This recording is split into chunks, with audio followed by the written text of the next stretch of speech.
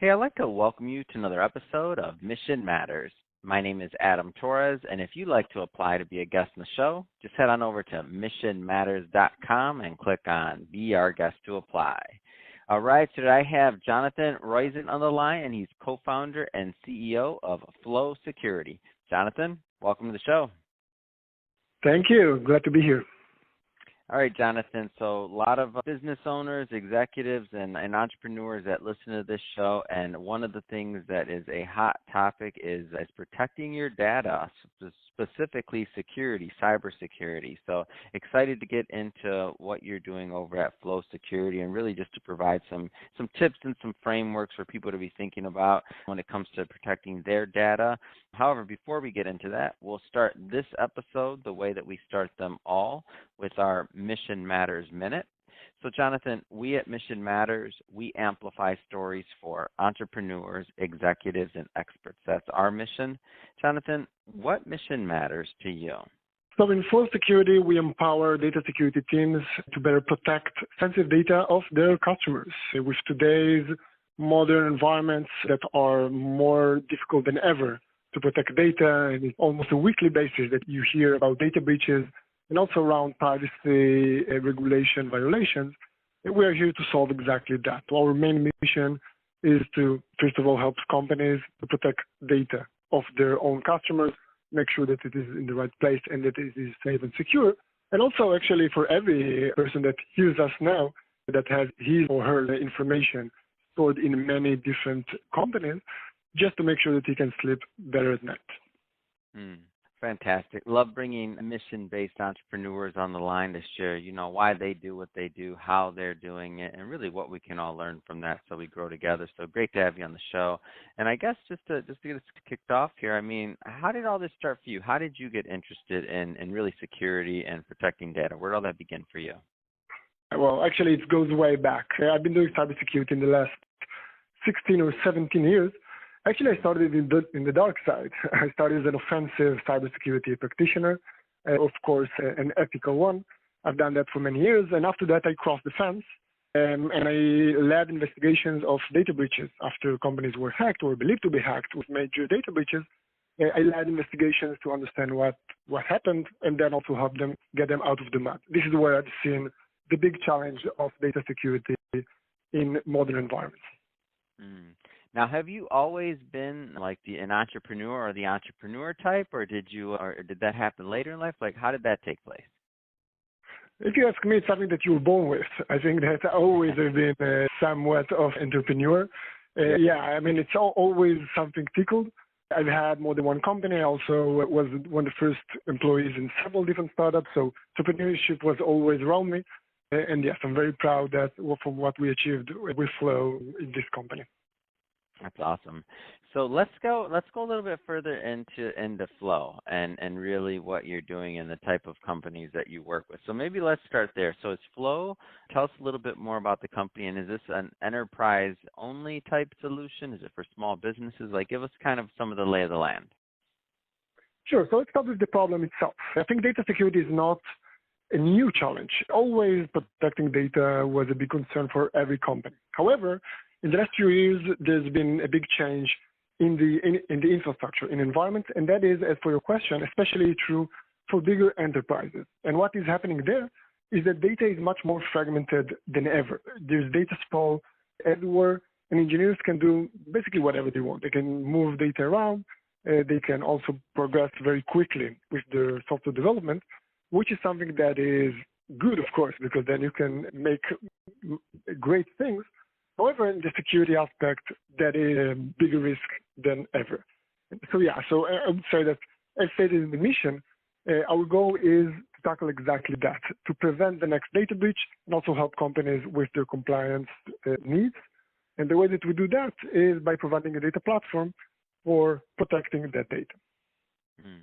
Now, I know that Flow Security has some unique advantages. So it's a data security platform combining both data security posture management together with real-time detection and response.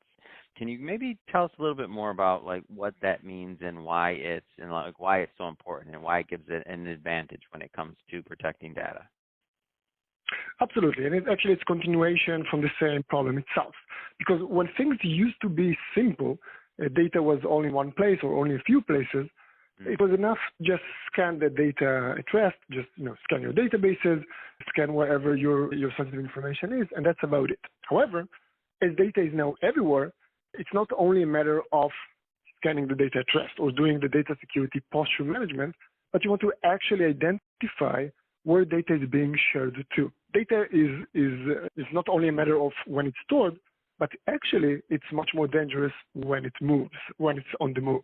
And that is, as you mentioned yourself, this is exactly our uniqueness, that we don't only analyze data at rest, but we also analyze data in motion as part of our platform, hence our name, Flow Security. Yeah, it makes a lot of sense. And as you were kind of founding this company, I'm curious. So why did you take it that direction? Like, did you obviously and the reason I asked this question is, there's a lot of data security companies out here, but you went after kind of unique market and unique niche, is because most companies don't do it this way, is what I'm getting at. Am I off on that, or? No, you're absolutely right. And I think that the main reason why I went to that direction is because, in the way that I see it, we're building the platform that I really wanted to have as an incident responder. When I investigated data breaches, this is exactly what I wanted, because most, I would say, the traditional approach is to look at data in certain infrastructure. For example, let's look at the data in the cloud, or let's look at the data in your SaaS applications. But what I've seen in my own eyes is the importance to look at the data in a holistic way, of data wherever it is, or the way that we see it, wherever it flows, and to connect those dots to get the full image, to get the business context. And for that, this is why we changed the approach that is traditionally what was the most common one, and then we added the runtime data in motion analysis. Wow. And so traditional, it sounds to me like, traditional data security tools, they just aren't enough, is what it comes down to. They may not get you there all the way, right? Well, it depends on the use case. I mean, for many things, if you want to just tick the box, I would say, for many compliance requirements, it might be enough. Or if you have a very simple environment, that also can be enough. But I'll give you an example. Let's say that you have an e-commerce software company, and then Black Friday is coming up, and your engineers are in a rush, and then they deploy a mistake to their production environment, which causing PII, or like personal information, or even credit card numbers to be leaked externally. These are the type of incidents that we see almost on a weekly basis with our customers, and that is something that, in these cases, traditional approach just isn't enough. Yeah. What would you recommend to data security teams as they're kind of figuring out and adapting to new environments and new challenges? Like, what are some things that you would tell them to think about? So I think the first step is that security teams today have to be much more technological. They have to understand how their engineers operate.